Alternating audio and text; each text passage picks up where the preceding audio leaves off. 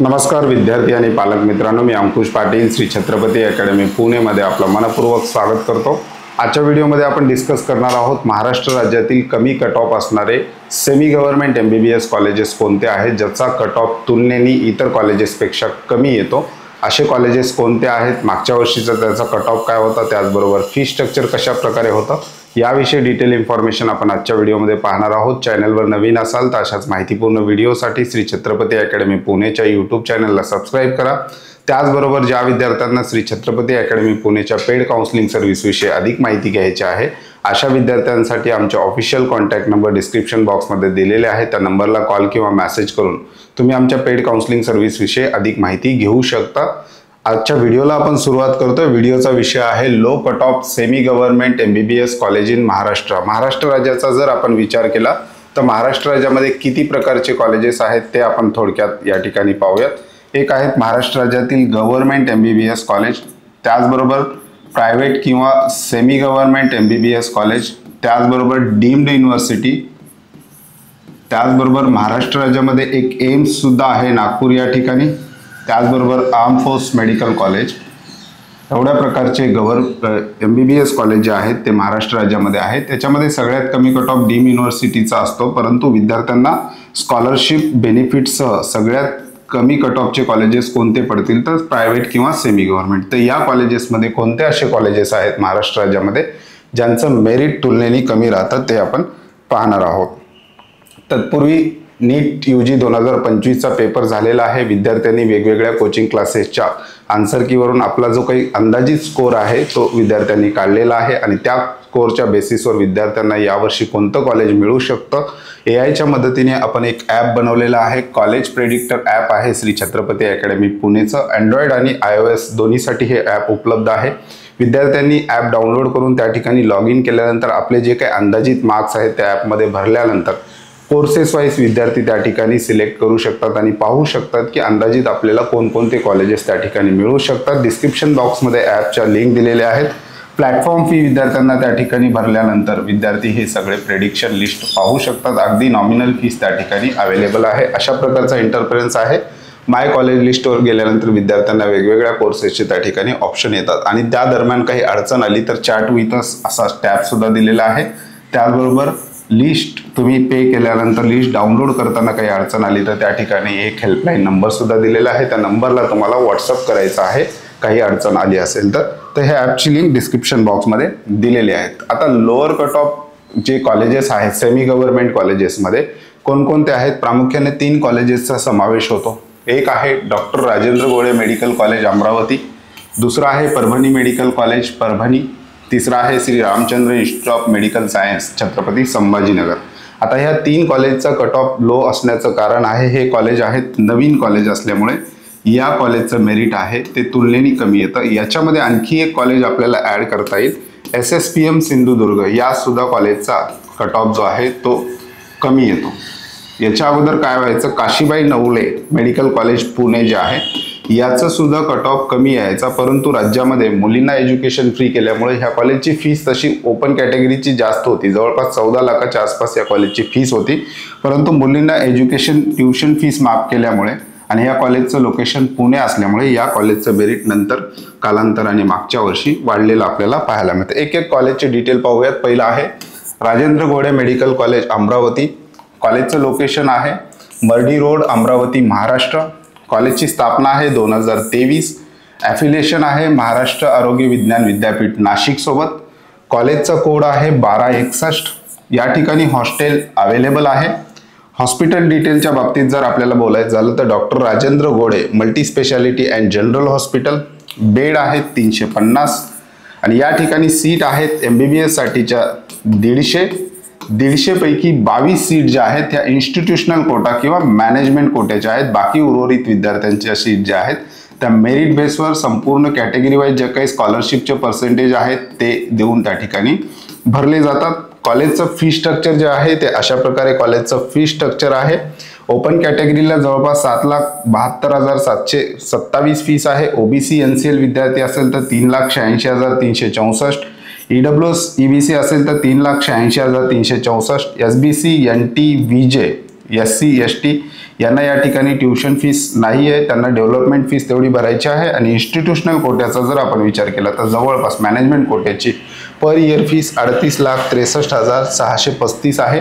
आणि मुली आहेत ज्या EWS त्याचबरोबर OBC SCBC किंवा ज्या मुलीच्या पालकांचं उत्पन्न 8 लाखापेक्षा कमी आहे आणि कॅटेगरीमध्ये येतात अशा विद्यार्थिनींसाठी ट्युशन फीस माफ केलेली आहे गव्हर्नमेंटनी। डेव्हलपमेंट फीस तेवढी विद्यार्थिनींना या ठिकाणी भरावं लागणार आहे। हे आहे राजेंद्र गोडे मेडिकल कॉलेजचा फ्रंट इमेज आणि त्याचा मागच्या वर्षीचा कट ऑफ आपण या ठिकाणी घेतलेला आहे। Open EWS 604, SC 535, ST 404, BJ 585, NTB 566, NTC 603, NTD 603, OBC आणि SBC एकत्रित 603, SCBC 600 अशा प्रकारे Rajendra Gode medical college अमरावतीचा cut off राहिलेला आहे। यावर्षी एवढा कट ऑफ राहणार नाही कारण पेपरचं जी काही काठिण्य पातळी होती ती प्रचंड मोठ्या प्रमाणात वाढलेली होती आणि विद्यार्थ्यांना पेपर खूप टफ गेलेला होता।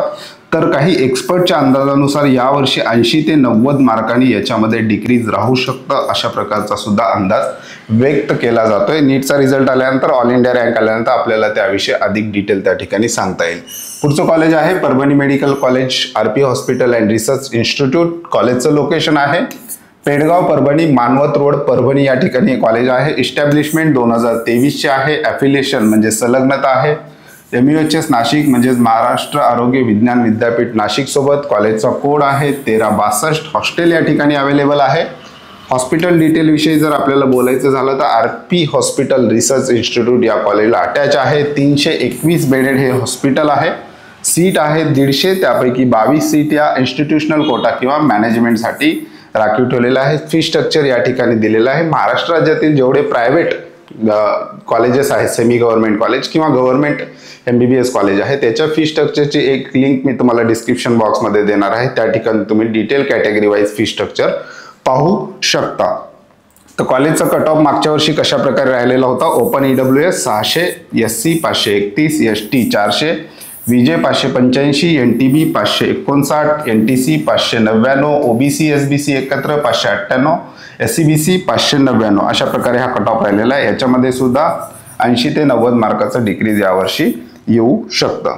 पुढचं कॉलेज आहे Shri Ramchandra institute of medical science Chhatrapati Sambhajinagar. Location आहे Shri Ramchandra institute of medical science गट नंबर 21 आणि 22 मूर्तिजापूर बीड बायपास रोडला छत्रपती संभाजीनगर या ठिकाणी हे कॉलेज आहे। इस्टॅब्लिशमेंट अगदी मागच्या वर्षीचं आहे, नवीन कॉलेज आहे। 2024 ला इस्टॅब्लिशमेंट झालेलं आहे। MUHS नाशिक सोबत ॲफिलिएशन आहे। कोड आहे 1365। हॉस्टेल या ठिकाणी अवेलेबल आहे।